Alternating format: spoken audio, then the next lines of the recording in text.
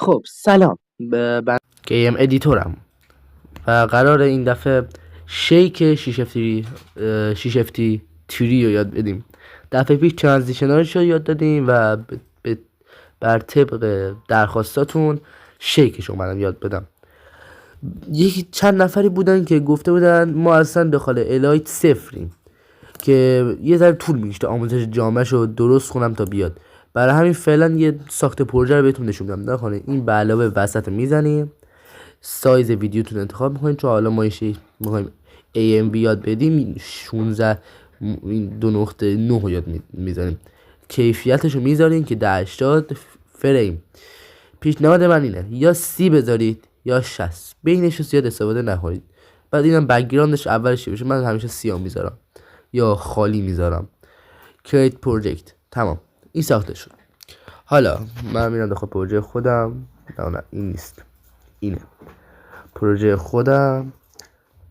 او یه لحظه وایسی، الیت موشه خراب شد، کرش کرد. خب دوست شما میایین روی لایه‌تون میزنین، لایه‌ای که میخواین روش افکت شیک رو بسازین. افکت اد افکت، اولین افکتی که باید بدین افکت اوسلایک نیم اسمش نگاه کنید تو تلفظ خیلی بدم من.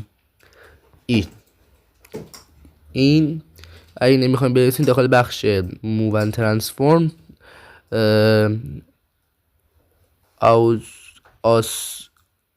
سیکایلت، همین اینو میزنین اد میکنین و اینجا شما یه دونه کی فریم اول، کی فریم این دکمه است دیگه، اینو میزنین یه دونه آخر. اولی رو میذارین روی 45 که باشه، آخری روی منفی 45 میذارین، منفی 45. تا الان یه همچین چیزی ساختیم ما. حالا فریکانسی رو یه دونه اول یه دونه آخر، اولی یک باید باشه، یادتون باشه. آخری هم 0.50.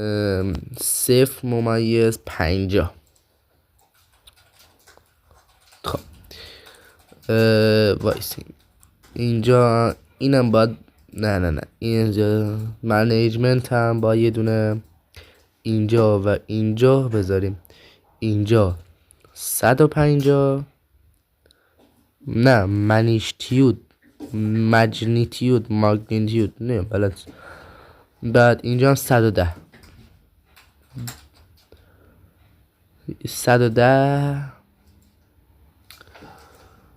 خب و این هم میذارین روی 1.55. درست شد. افکت دوم پول سایز فکر کنم بهش بگن، که فکر کنم داخل بخش نه اینجاست، فکر کنم اسم من میگه اینجاست نبود که سرچ میکنم دیگه. یه ترای دیگه بزنم اینجا شب باشم. معمولا اینا رو اینجا میذاشن. این افکت هم نیاز میشه ولی الان نه.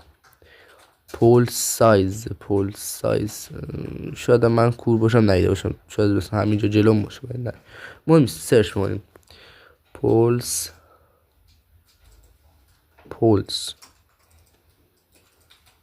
سایز. درست. چه ای وای، پولس سایز داخل همون موون ترانسفورم نگاه نه. خب مهم نیست. پولس سایز دوباره اینجا که هیچی، فرکانسی رو 0 میکنیم، شرینک همچین چیزی رو 1 میکنیم، گرو رو 1.30 میکنیم، اینم 0 که هیچی، اینم هیچ. تمام. خب درست شد. افکت بعدی زوم بلر، داخل بخش بلر. زوم بلر کوش. آها نه این که زوم بلر یه دونه اول و یه دونه یه ذره جلوتر، حدودا همین جاها خوبه. اصلا اینو نباید کیفریم میدادیم. استرنج چیه؟ اینو کیفریم میدین یه دونه اول یه دونه یه در جلوتر. اولی بذارین روی 0.45. آره 45. دومی هم 0.5. او نه 0.15.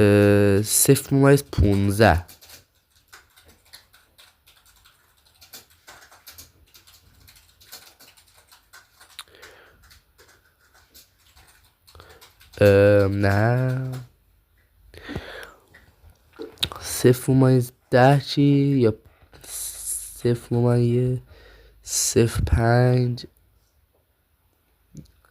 یه عدد استاندارد 10 خوبه. واسه من صدای این تو یک صحبت کنم. خب چی شد الان؟ خب درست. اداپتیو هم روشن باشه. افکت آخر پینچ بلوج، همونی که بهتون نشون دادم. پینچ باولج اینه که برای آخرش استفاده میشه. آخرش اینجا یه دونه اینجا و یه دونه اینجا. این یکی روی 0. ای وای روی نباشه، روی استرنج. این یکی روی 0 و این یکی روی منفی 0.33. ای وای دوباره گند زدم. 0.33. این خوبه اینقدر.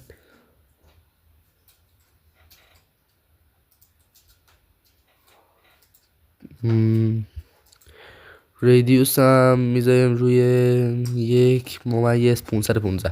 خوبه.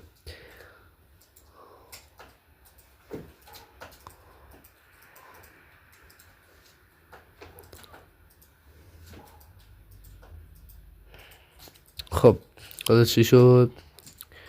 فکر کنم این شیکش. حالا برای اینکه ببینیم شیکش سالمی یا نه، این شیک رو کپی میکنیم میبریم روی روی ویدیوهایی که داخل آموزش قبلی استفاده کردیم میندازیم روی این ویدیو میندازیم. ای بابا آها دونه به دونه رو همشو میندازیم و اکسپورت رو میخونیم. اکسپورت میگیریم و میبینیم چه شکلی میشه. شیک ها خیلی آسونه. شیک شیشفتی توری آسونه. شیشفتی تیر دوباره گفتم. شیشفتی 3.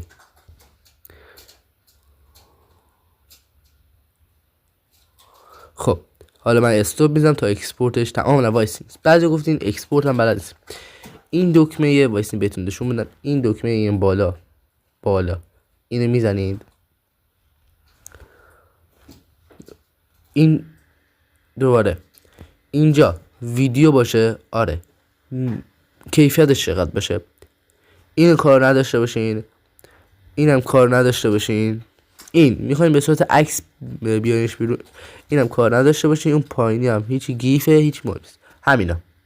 حالا اینه که تنظیمات داخلیشن که من تنظیمات این گذاشتم. میتونید همینو بزنید. یه لحظه معمولا من میارم میشه وسط، ولی به نظر من بیارین آخر بهتر میشه، چیز بهتری میده. حالا دوباره تنظیمات درسته. خب کیفیت 80. XML هم زیاد به دردتون نمیخوره پس مهم نیست و تمام. حالا منتظر مونیم تا اکسپورت بشه. خب من یه حرفی دارم.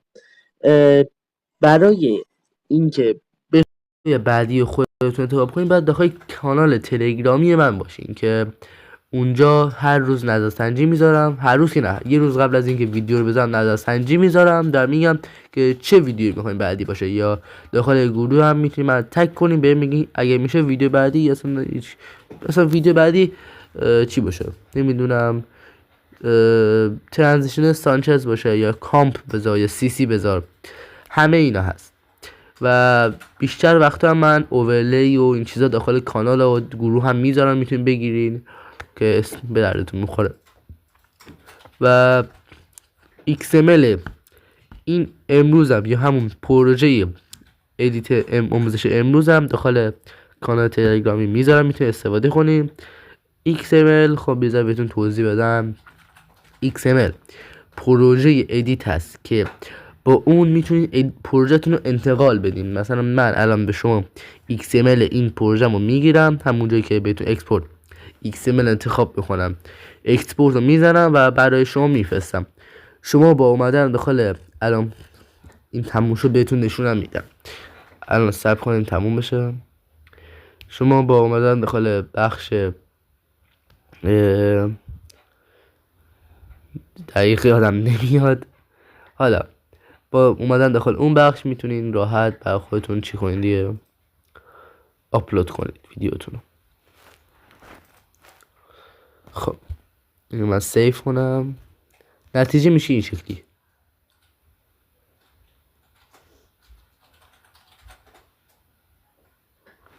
خیلی جالب. حالا من شیکی که خودم استفاده میکنم کجاست؟ EMV یه پک برای خودم ساخته بودم، همه چیز آماده داخلش بود. این پک هم براتون گذاشتم، درست همینه. این پروژه اینم برای شما میذارم، همه اینا رو راحت میتونید استفاده کنید. خب تا راستی مثلا بهتون نشون بدم داخل بخش تمپلیت میتونید XML هاتون رو وارد کنید. خب تا ویدیو دیگر بدرود.